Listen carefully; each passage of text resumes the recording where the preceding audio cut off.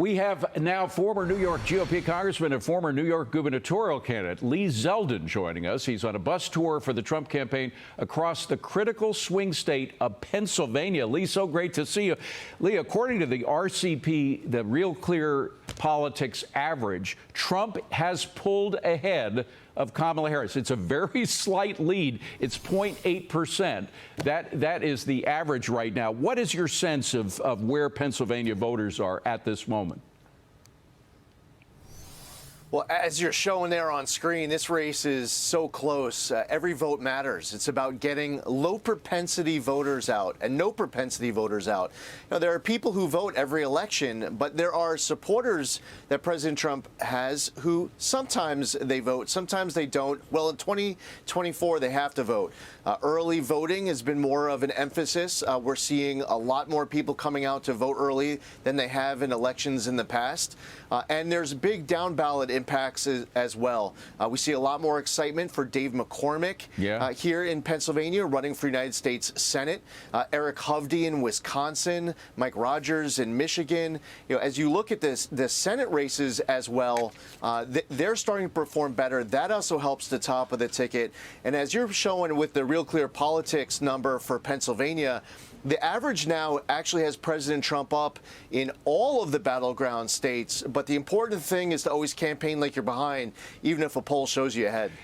We were talking with Charlie Gasparino about appearances, and there have been a lot of these personal appearances in the final days before the election of both Kamala Harris and Donald Trump. Donald Trump is going to the common man, to barbershops. He was at the Steelers game in Pittsburgh. He got a roaring endorsement from the crowd there. We have pictures of him on the left side screen at the McDonald's, where he also got a lot of it. There he is at the Pittsburgh game.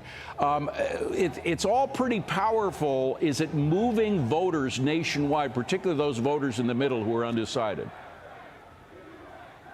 Well, President Trump is more relatable because when he does these events, he looks natural doing it. He enjoys it. He's happy that he's there.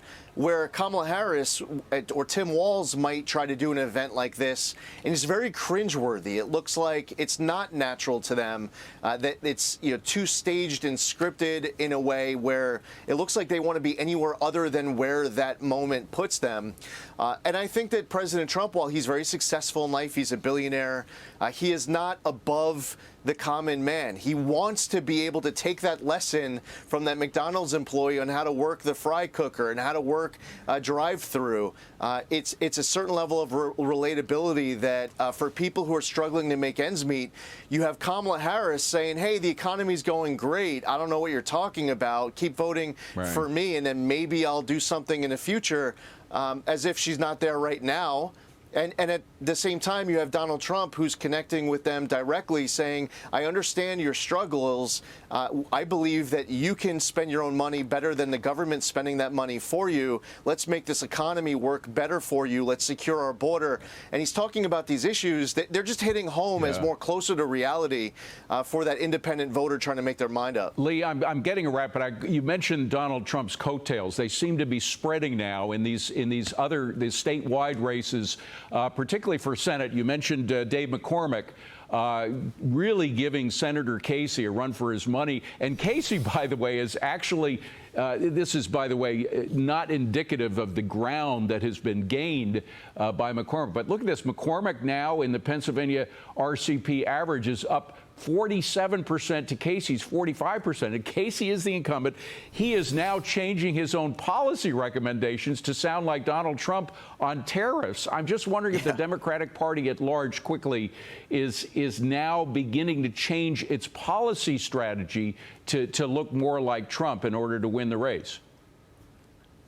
What a great point. Bob Casey had an ad where he's showing Donald Trump. You saw Tammy Baldwin doing that in Wisconsin. Dave McCormick has all the momentum right now. He's clearly the change candidate here in Pennsylvania.